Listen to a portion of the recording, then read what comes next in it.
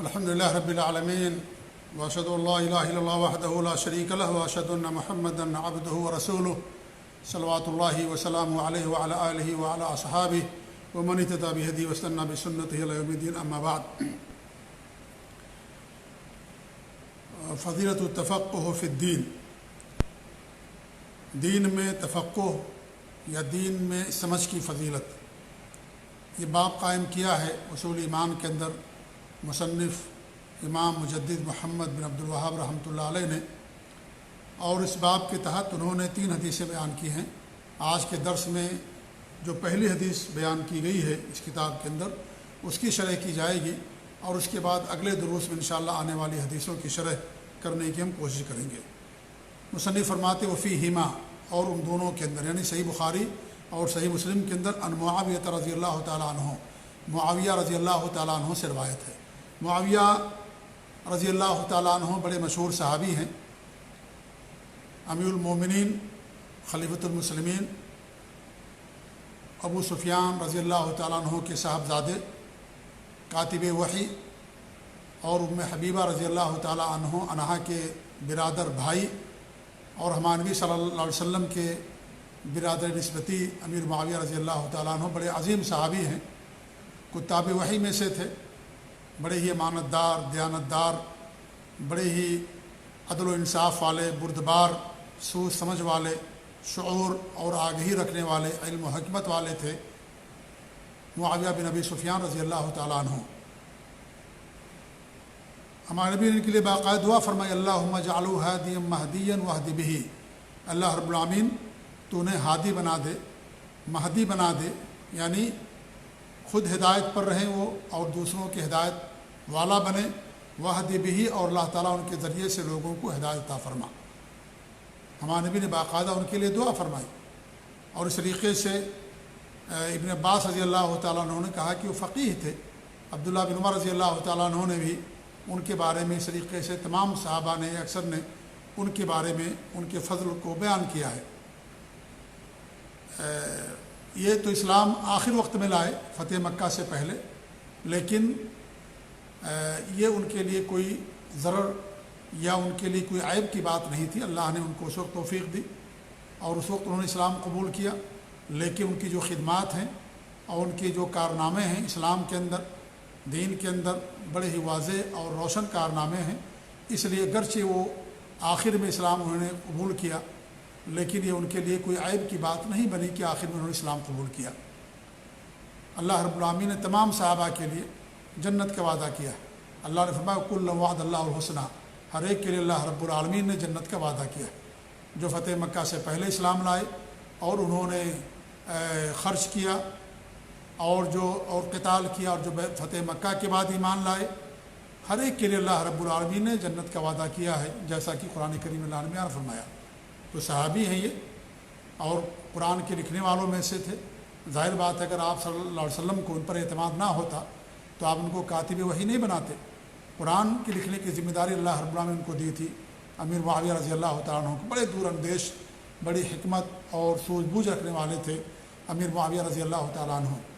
اسی لیے عمر فاروق رضی اللہ تعالیٰ عنہ نے ان کو شام کی گورنری عطا فرمائی تھی، اور جب عثمان رضی اللہ عنہ خلیفہ بنے تو کچھ اور علاقوں کے شام کے ان کے اختیار میں دے دیا، ان کے انڈر میں دے دیا، اور ان کو برقرار رکھا. امیر معاویہ رضی اللہ تعالیٰ عنہ کو 20 سال تک وہ امیر رہے، سمجھ لیجئے گورنر رہے، اور 20 سال تک وہ خلیفہ بھی رہے. سن 40 ہجری سے لے کر کے سن 60 ہجری تک وہ مسلمانوں کے امیر المومنین تھے، خلیفۃ المسلمین تھے. تمام صحابہ نے ان کے اوپر بیعت کر رکھا تھا. تمام صحابہ نے جو بھی اس وقت زندہ تھے، باقاعدہ حیات تھے، عبداللہ بن عباس ہوں، عبداللہ بن عمر ہوں، حضرت حسن رضی اللہ تعالیٰ عنہ، حضرت حسین رضی اللہ تعالیٰ عنہ، جتنے بھی صحابہ تھے، جو بھی لوگ تھے، سب نے ان کے ہاتھ پر بیعت کیا تھا امیر معاویہ رضی اللہ تعالیٰ عنہ کے ہاتھ پر. تو بڑے عظیم صحابی ہیں، ان کے بڑے فضائل ہیں، بڑے مناقب ہیں، اور ان کے فضائل و مناقب میں کتابیں بھی علماء کرام نے لکھی ہیں.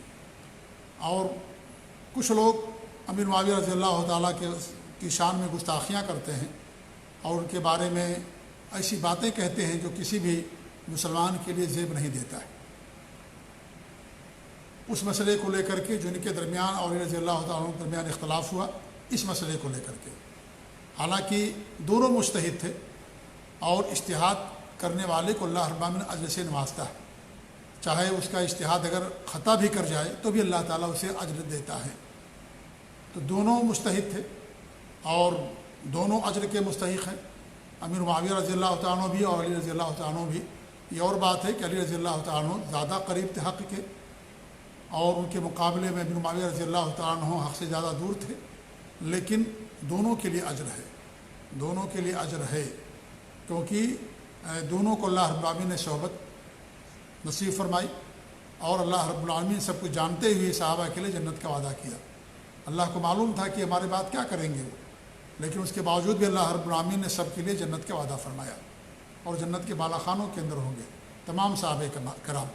تو امیر معاویہ رضی اللہ تعالیٰ عنہ بھی صحابی ہیں، اسلام قبول کیا، قرآن کے لکھنے والوں میں سے تھے، اس لیے ان کے بارے میں زبان دراز کرنا، ان پر الزام تراشی کرنا یہ بالکل جائز نہیں ہے، کسی بھی طریقے سے ایسی حرکت کرنا جائز نہیں ہے۔ ایسا کون کر سکتا ہے؟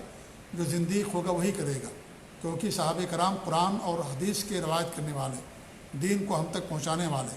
اسی لیے حضرت امام محمد بن حنبل رحمۃ اللہ علیہ نے فرمایا کہ اگر تم دیکھو کسی کو کسی صحابی کی شان میں تنقیص کرتا ہے تو اس کے اسلام پر سوال نشان کھڑا کرو، یعنی وہ مسلمان ہے کہ نہیں مسلمان ہے جو صحابہ کرام کے بارے میں سلیقے کی باتیں کرتا ہے۔ ایسے ہی ابو ذر رازی رضی اللہ رحمۃ اللہ علیہ نے فرمایا کہ اگر کوئی صحابہ کی تنقیص کرے تو جان لو کہ وہ زندیق ہے، کیونکہ صحابہ حق ہیں، قرآن حق ہے، دین حق ہے، اور دین اللہ رب العالمین نے صحابہ کے ذریعے سے عطا فرمایا، لہذا یہ لوگ دین کو ہی ختم کرنا چاہتے ہیں اور وہ اللہ کے رسول صلی اللہ علیہ وسلم کو بدنام کرنا چاہتے ہیں۔ ظاہر بات ہے صحابہ کو بدنام اگر کیا جائے گا تو ہمارے نبی بدنام ہوں گے، کیونکہ ہمارے نبی کے ساتھی تھے، اور اگر کسی کا ساتھی برا ہو تو ظاہر بات ہے جو اس کا ساتھی اور دوست ہوتا ہے وہ بھی گویا کہ برا ہوتا ہے۔ ہمارے نبی پر براہ راست تو یہ تنقید نہیں کر سکتے تھے، اعتراض نہیں کر سکتے تھے، اس لیے صحابہ کو نشانہ بنایا۔ اس لیے صحابہ کی تنقید دراصل یہ نبی کی تنقیص ہے، اور نبی کی تنقیص اللہ تعالیٰ کی تنقیص ہے، اللہ کے اختیار میں عیب نکالنا ہے۔ اللہ رب العالمین نے ان کو اپنے نبی کی صحبت کے لیے منتخب کیا، اس لیے صحابہ کا جب بھی ذکر کرے خیر کے ساتھ ذکر کرے، خیر کے ساتھ ان کا نام لیں، جب بھی ان کا نام لیں رضی اللہ تعالیٰ عنہ کہیں کہ اللہ تعالیٰ ان سے راضی ہو گیا، اللہ تعالیٰ ان سے راضی ہو، ہم اللہ تعالیٰ سے ان کے لیے دعا کریں۔ ان کے بڑے کارنامے ہیں، جس وقت لوگوں نے اللہ کے رسول کا انکار کیا اور آپ کو تکلیفیں دی، ستایا، انہوں نے اللہ کے رسول کی مدد کی اور ان پر ایمان لائے اور دین کی مدد کی، جہاد کیا، دین کو کونے کونے تک پہنچایا، مشقتیں برداشت کی، اور اس طریقے سے اپنوں کو چھوڑا، وطن کو چھوڑا، ساری چیزیں انہوں نے چھوڑ دی دین کی خاطر۔ لہذا ان کے کارنامے یاد رکھے جائیں، ان کی خدمات یاد رکھی جائیں، جب بھی ان کا ذکر ہو خیر کے ساتھ ان کا ذکر کیا جائے، بھلائی کے ساتھ ان کا ذکر ہو۔ اس لیے کبھی بھی کسی بھی صحابی کے تعلق سے کوئی غلط بات نہیں کہنی چاہیے۔ اور پھر ان کے کتنے کارنامے ہیں، کتنی ان کے لیے نیکیاں ہیں، کتنی نیکیاں ہیں ان کے پاس۔ اللہ نے توبہ کا دروازہ الگ کھول دیا ہے۔ اللہ تعالیٰ اگر کسی صحابی سے کوئی بات ہوئی بھی تو اللہ رب العالمین نے اس کے لیے دروازے کھول رکھا ہے، ان کا توبے کا دروازہ، نیکیاں اور نیک اعمال کرنا، ان تمام چیزوں سے بھی اللہ تعالیٰ معاف کر دیتا ہے۔ حضرت عائشہ رضی اللہ تعالیٰ عنہ سے کہا گیا کہ کچھ لوگ صحابہ کرام کے بارے میں کچھ غلط باتیں کہتے ہیں، ابو بکر و عمر کے تعلق سے بھی کہتے ہیں، تو انہوں نے کہا کہ عمل کا دروازہ تو اللہ نے بند کر دیا، لیکن ان کے لیے اجر کا دروازہ اللہ نے کھول دیا ہے، ان کے لیے صحابہ کے لیے، کہ جو انہیں برا کہتا ہے تو ان کے درجات میں اضافہ ہوتا ہے، انسان اپنی عاقبت خراب کرتا ہے، اپنا وہ دین برباد کرتا ہے صحابہ کرام کے بارے میں بول کر کے۔ بھئی صحابہ کرام کا تزکیہ اللہ رب العالمین نے کیا، ان کی تعدیل اللہ نے فرمائی، ان کو عادل اور ثقہ قرار دیا، جنت کا وارث قرار دیا۔ ہمارے نبی نے ان کی تربیت فرمائی، ہمارے نبی کے ساتھ اٹھے بیٹھے، کھانا کھائے، چلے پھرے، جنگ میں جہاد میں شرکت کیا، سفر و حضر میں آپ کے ساتھ رہے، آپ کے ساتھی رہے صحابہ کرام۔ اس لیے صحابہ کرام کے بارے میں کچھ کہنا نبی کے اوپر الزام تراشی کرنا، اس لیے ہمارے میں نے کہا تھا صحابہ کرام کے بارے میں کہ ان سے محبت کرنا ایمان ہے، ان سے بغض رکھنا نفاق ہے۔ یہ انصار کے بارے میں آپ نے فرمایا، انصار کے ساتھ ساتھ تمام صحابہ کرام اس کے اندر داخل اور شامل ہیں۔ تو یہ امیر معاویہ رضی اللہ تعالیٰ عنہ ہیں۔ سن 40 ہجری سے لے کر کے سن 60 ہجری تک انہوں نے خلافت کی، عدل و انصاف کے ساتھ، بہت سوجھ بوجھ والے، شعور بردبار تھے حضرت امیر معاویہ رضی اللہ تعالیٰ عنہ۔ 20 سال ان کے گزرے امارت میں، شام کے 20 سال امیر رہے وہ، اور 20 سال انہوں نے خلافت کی امیر معاویہ رضی اللہ تعالیٰ عنہ نے۔ جس سال ان کے ہاتھ پر بیعت کیا گیا اس سال کو عام الجماع قرار دیا گیا، عام الجماع، جماعت کا سال۔ حسن رضی اللہ تعالیٰ عنہ کو خلیفہ منتخب کیا عراق والوں نے، حسن رضی اللہ تعالیٰ عنہ نے امیر معاویہ کو بلایا اور اس طریقے سے ان کے ہاتھ پر بیعت کیا اور خلافت ان کے ہاتھ میں سونپ دی، اور اس طریقے سے عام الجماع قرار دیا گیا سن 40 ہجری کو۔ اور ہمارے نبی نے فرمایا تھا حضرت حسن رضی اللہ عنہ کے بارے میں کہ سردار ہیں، اللہ ان کے ذریعے سے مسلمانوں کی 2 عظیم جماعتوں کے درمیان صلح کرائے گا، اور وہ صلح ہو گئی۔ جو اختلاف تھا امیر معاویہ اور علی رضی اللہ تعالیٰ عنہما کے درمیان، وہ اختلاف ختم ہو گیا۔ لہذا اس اختلاف کو بنیاد بنا کر کے ہمیں کوئی بات نہیں کہنی چاہیے، اپنی زبان پر انسان تالا لگائے، ان کا ہمیشہ ذکر جب کرے تو خیر کے ساتھ ذکر کرے۔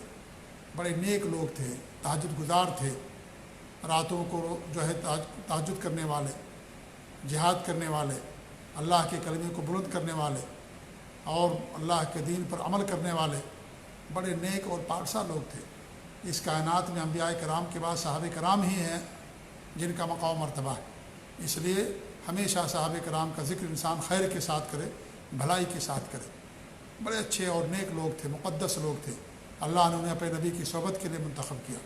اللہ حضرت عبداللہ بن مسعود فرماتے ہیں کہ اللہ رب العالمین نے لوگوں کے دلوں کو دیکھا، سب سے پاکیزہ دل محمد صلی اللہ علیہ وسلم کو پایا تو اللہ رب العالمین ان کو نبوت کے لیے منتخب کر لیا، اور اس کے بعد لوگوں کے دلوں کو دیکھا تو سب سے پاک اور صاف دل پایا صحابہ کرام کا، تو اللہ نے اپنے نبی کی صحبت کے لیے ان کو منتخب کیا۔ وہ ہمارے لیے معیار ہدایت ہیں، ہمارے لیے حجت ہیں، ان کے راستے کی پیروی کرنے میں انسان کے لیے ہدایت ہے، اور جن کے راستے پر چلے گا اسی کو جنت ملے گی، اسی کو جنت ملے گی۔ ہمارے نبی نے فرمایا کہ 73 فرقوں میں لوگ تقسیم ہو جائیں گے، تو لوگوں نے پوچھا کون فرقہ جنت کے اندر جائے گا، تو کہا جس پر میں ہوں اور میرے صحابہ ہیں۔ تو صحابہ کے نقش قدم کی جو پیروی کرے گا، ان کے فہم کے مطابق جو دین اسلام کو سمجھے گا، عمل کرے گا، وہی جنت کے حقدار ہوگا۔ جیسے صحابہ کرام حقدار ہوئے ایسے وہ لوگ حقدار ہوں گے۔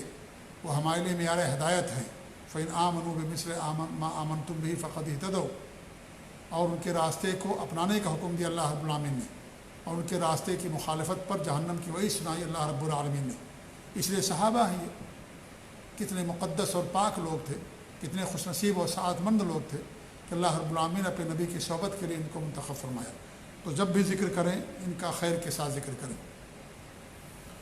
3 خارجی تھے، ایک کا نام تھا عبدالرحمن بن ملجم، اور ایک کا نام تھا البرک بن عبداللہ، اور ایک کا نام تھا عمر بن بکر۔ یہ تینوں مکہ کے اندر حج کے مہینوں میں اکٹھا ہوئے اور کہا کہ کون ان تینوں کو قتل کرے گا۔ کن تینوں کو؟ علی رضی اللہ تعالیٰ عنہ کو، امیر معاویہ کو، اور اس طریقے سے عمر بن عاص رضی اللہ تعالیٰ عنہ کو۔ عبدالرحمن بن ملجم نے کہا کہ میں علی رضی اللہ تعالیٰ عنہ کو قتل کروں گا۔ اس نے باقاعدہ خنجر خریدا اور کئی مہینوں تک اس خنجر کے اندر اس نے زہر ملا کر کے رکھا، اور اس طریقے سے امیر معاویہ علی رضی اللہ تعالیٰ عنہ نماز پڑھانے کے لیے نکلے تو اس نے وار کیا، اور اس طریقے سے گہرا وار تھا جس کی وجہ سے آپ 2-3 دن کے بعد شہید ہو گئے اور آپ کی روح نکل گئی۔ اسے بھی قصاص کے طور پر قتل کر دیا گیا۔ عبدالرحمن بن ملجم کو داڑھی والا تھا، نیک تھا، اس کے سجدے کے نشانات تھے اس کی پیشانی پر، اس لیے کبھی بھی انسان کو داڑھی اور سجدے کے نشانات سے دھوکہ نہیں کھانا چاہیے۔ اور جب اس نے قتل کیا علی رضی اللہ تعالیٰ عنہ کو، تو یہ کہہ رہا تھا وَمَن يَشْرِ نَفْسَهُ ابْتِغَاءَ مَرْضَاتِ اللَّهِ، کہ جو اپنے نفس کو بیچ دے گا اللہ کی خوشنودی کے لیے۔ دیکھیے قرآن کریم کا کس طریقے سے غلط استدلال اور قرآن کریم کا کس طریقے سے غلط استعمال اور اس کا غلط معنی لینا کہ اس آیت کریمہ کو اس نے اپنے اوپر فٹ کیا کہ جو اپنے نفس کو بیچ دیتا ہے اللہ تعالیٰ کی رضامندی کے لیے، یعنی گویا کہ وہ کہنا چاہ رہا تھا کہ میں نے ایک بہت اہم کارنامہ انجام دیا، اور اس طریقے سے علی رضی اللہ تعالیٰ عنہ کو اس نے شہید کر دیا اور قتل کر دیا۔ اور اس کے بارے میں بتایا جاتا ہے کہ ایک خاتون تھی جو نہروان کی جنگ میں اس کے بھائی اور باپ کو قتل کیا تھا علی رضی اللہ تعالیٰ عنہ نے، کیونکہ سب خارجی لوگ تھے اور یہ حرورہ جا کر کے منتقل ہو گئے تھے جنہوں نے خروج کیا تھا علی رضی اللہ تعالیٰ عنہ کے خلاف۔ تو ان کو قتل کر دیا تھا، تو اسے بڑا غصہ آیا، انتقام لینے چاہتی تھی وہ، تو اس نے کہا عبد الرحمن بن ملجم سے کہ میں تم سے اسی وقت شادی کروں گی جب تم علی رضی اللہ تعالیٰ عنہ کو قتل کر دو گے۔ تو اس نے باقاعدہ قتل کیا علی رضی اللہ تعالیٰ عنہ کو عبد الرحمن بن ملجم نے۔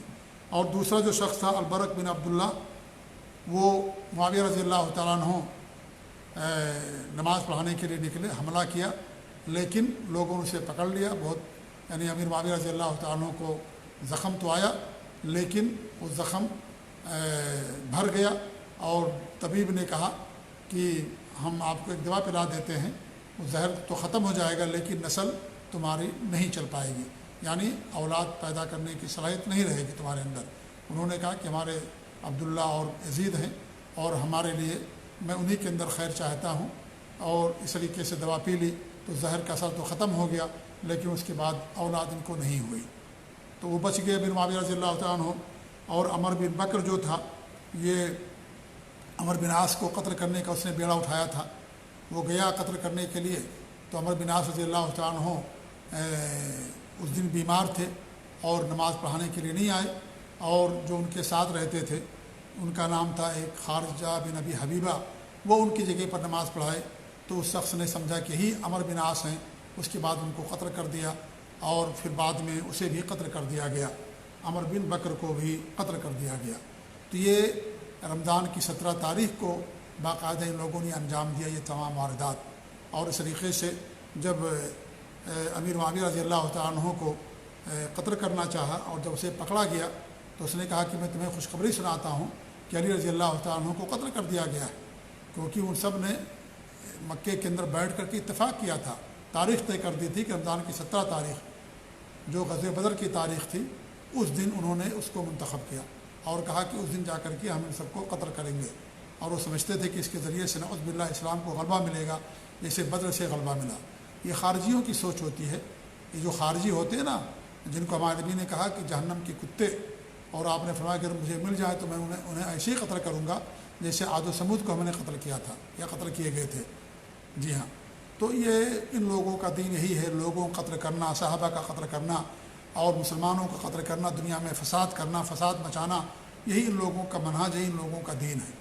یہ دہشت گرد لوگ ہیں، دین کی بدنامی کا ذریعہ ہیں، مجرم ہیں، بڑے گنہگار لوگ ہیں یہ، جو اس طرح کی واردات کرتے ہیں، اس طرح کی حرکتیں کرتے ہیں جن کی وجہ سے اسلام بدنام ہو رہا ہے۔ آپ دیکھیں صحابہ کرام کے قتل کرنے کا انہوں نے بیڑا اٹھایا۔ اللہ کے رسول نے سچ فرمایا کہ مسلمانوں کو قتل کریں گے اور کفار کو، بت پرستوں کو چھوڑ دیں گے۔ کسی کا بھی قتل کرنا جائز نہیں، ناحق، اگرچہ بت پرست ہی کیوں نہ ہو، لیکن ان کی پہچان ہے کہ مسلمانوں کے قتل عام کرتے ہیں۔ تو الغرض یہ جو 3 لوگ تھے جنہوں نے اس طرح کا بیڑا اٹھایا، اور 3 نامی گرامی اور مشہور صحابہ کرام کو قتل کرنے کا انہوں نے بیڑا اٹھایا۔ امیر معاویہ اور علی رضی اللہ عنہ کے درمیان جو اختلاف تھا، اس بنیاد کو لے کر کے لوگ ایسا کرتے۔ امیر معاویہ رضی اللہ تعالیٰ عنہ خلافت کے لیے نہیں کھڑے ہوئے تھے کہ ہم کو خلافت چاہیے، یا خلافت کے لیے جنگ نہیں لڑی تھی انہوں نے، بلکہ ان کا کہنا یہ تھا کہ جو قاتلین عثمان ہیں ان سے بدلہ لیا جائے۔ علی رضی اللہ عنہ کی جو سوچ تھی اس سے مختلف تھی، ان کا یہ کہنا تھا کہ پہلے ابھی اختلافات ہیں امت کے اندر، لوگوں کے اندر، پہلے معاملہ اکٹھا ہو جانے دیجیے، حالات سازگار ہو جانے دیجیے، اس کے بعد ہم ان سے بدلہ لیں گے۔ امیر معاویہ کی سوچ یہ تھی کہ نہیں، پہلے ان کو بدلہ لے لیں، پہلے جب بدلہ لے لیں گے تو وہ کمزور پڑ جائیں گے، ورنہ دن بدن ان کی طاقت بڑھتی جائے گی۔ دونوں کی یہ الگ سوچ میں اختلاف تھا، ورنہ امیر معاویہ رضی اللہ تعالیٰ عنہ نے نہ بیعت لیا کسی سے کہ میں خلیفہ ہوں، نہ کسی نے ان کے ہاتھ میں بیعت کیا، نہ امیر معاویہ رضی اللہ تعالیٰ عنہ نے اپنے آپ کو حقدار سمجھا، وہ قطعاً اپنے آپ کو حقدار نہیں سمجھتے تھے علی رضی اللہ عنہ کے مقابلے میں۔ اور جنگ صفین ہوئی، یہ علی اور امیر معاویہ رضی اللہ تعالیٰ عنہ کے درمیان، یہ دراصل جو خوارج تھے ان کا کردار ہی ہے، ان دونوں کی جیسے جنگیں، خوارج کی جیسے جنگیں ہوئی تھیں، کیونکہ دونوں جماعتوں کے اندر ان کے اپنے لوگ موجود تھے اور وہ نہیں چاہتے تھے کہ اتفاق ہو جائے، اس لیے اتفاق کی تمام کوششوں کو وہ لوگ ناکام کر دیا کرتے تھے۔ یہ جو خوارج تھے، جو علی رضی اللہ عنہ کی جماعت میں تھے زیادہ، اور امیر معاویہ کے ساتھ میں بھی تھے لوگ تھے، آ جاتے تھے، جب دیکھتے تھے اتفاق ہو رہا ہے تو پھر اختلاف پیدا کر دیتے تھے، اور اس جماعت کے لوگ جا کر کے ان کی جماعت کے اندر آگ لگا دیتے تھے یا کسی کو قتل کر دیتے تھے، پھر آپس میں اختلاف ہو جاتا تھا۔ تو یہ لوگ چاہتے نہیں تھے اتفاق ہو، کیونکہ ان کو معلوم تھا کہ اگر دونوں کا اتفاق ہو جائے گا تو ہماری گردنیں ناپی جائیں گی اور سب سے پہلے ہمیں قتل کیا جائے گا۔ اس لیے وہ اتفاق نہیں چاہتے تھے اور ہمیشہ اختلاف کرنا چاہتے تھے اور جنگ کی آگ ہمیشہ روشن کرنا چاہتے تھے۔ تو یہ اصل مسئلہ تھا جس کی وجہ سے دونوں کے درمیان جنگ ہوئی، ورنہ دونوں نہیں چاہتے تھے۔ اور اس جنگ میں جو بھی قتل ہوئی، چاہے اس طرف سے چاہے اس طرف سے، سب کے سب جنتی ہیں۔ علی رضی اللہ تعالیٰ عنہ سے کسی نے کہا کہ ہمارے جو مقتول ہو جنت کے اندر ہیں، ان کے جو مقتول امیر معاویہ کے جہنم کے اندر ہیں، تو آپ نے کیا فرمایا کہ نہیں، قتلانا و قتلاہم فی الجنہ، ہمارے جو قتل کیے گئے ان کے جو قتل کیے گئے وہ سب کے سب جنت کے اندر ہے۔ اجتہاد کی بنا پر ایسا ہوا تھا اور سازش کی بنا پر ان کو جو ہے آپس میں لڑوایا گیا۔ تو اس طریقے سے چیز تھی۔ اس لیے امیر معاویہ رضی اللہ تعالیٰ عنہ بڑے عظیم صحابی ہیں، ان کے اوپر کچھ کہنا یہ اپنے دین کو، اپنے عاقبت کو خراب کرنا ہے۔ اس لیے انسان اپنی زبان کو خاموش رکھے، اپنے قلم کو خاموش رکھے اور کبھی صحابہ کے تعلق سے کوئی زبان درازی نہ کرے اور کوئی ایسی بات نہ لائے جو کتاب و سنت کے خلاف ہو۔ تو یہ معاویہ رضی اللہ تعالیٰ عنہ ہیں۔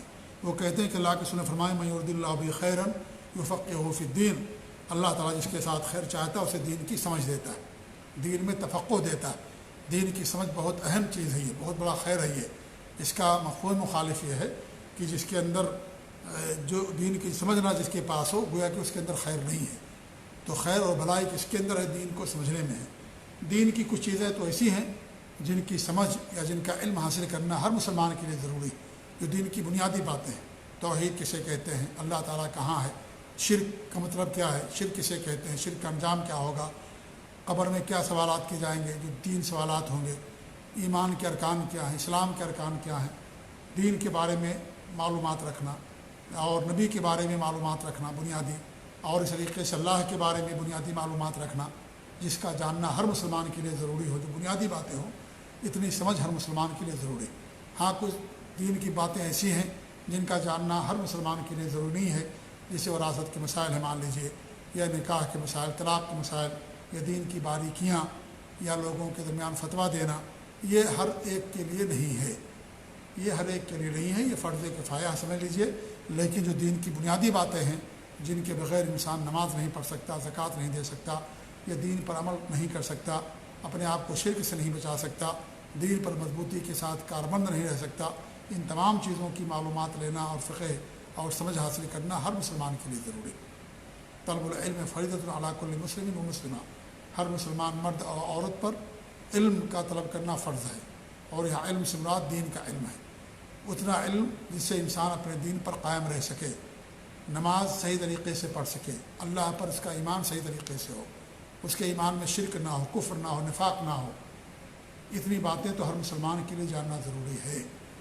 اور اس کے بعد جتنی چیزیں جس پر فرض ہوتی جائیں گی اتنا جاننا ان کے لیے ضروری ہوگا۔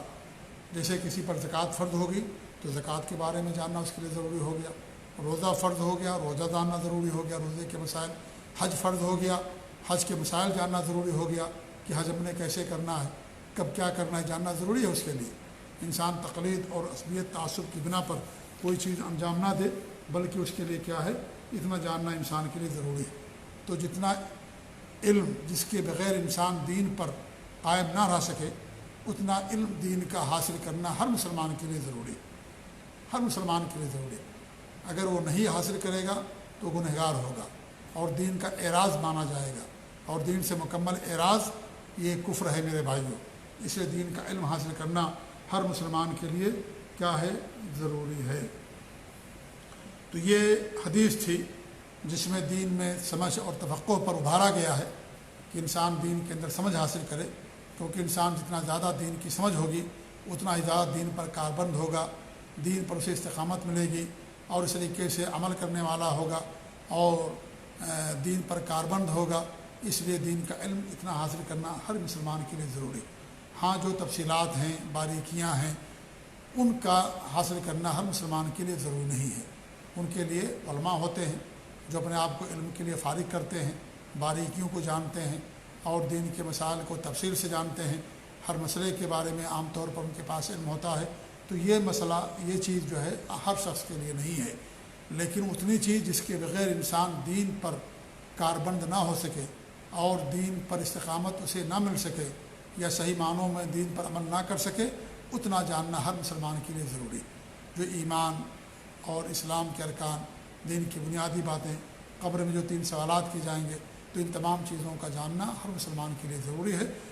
اللہ تعالیٰ سے دعا ہے کہ اللہ رب العالمین ہمیں دین کے اندر سمجھ عطا فرمائے، اور انشاءاللہ اگلے دروس میں آنے والی حدیثوں کی شرح کی جائے گی۔ جزاکم اللہ خیر، و صلی اللہ علیہ محمد وعلی آلہ وصحبہ اجمعین۔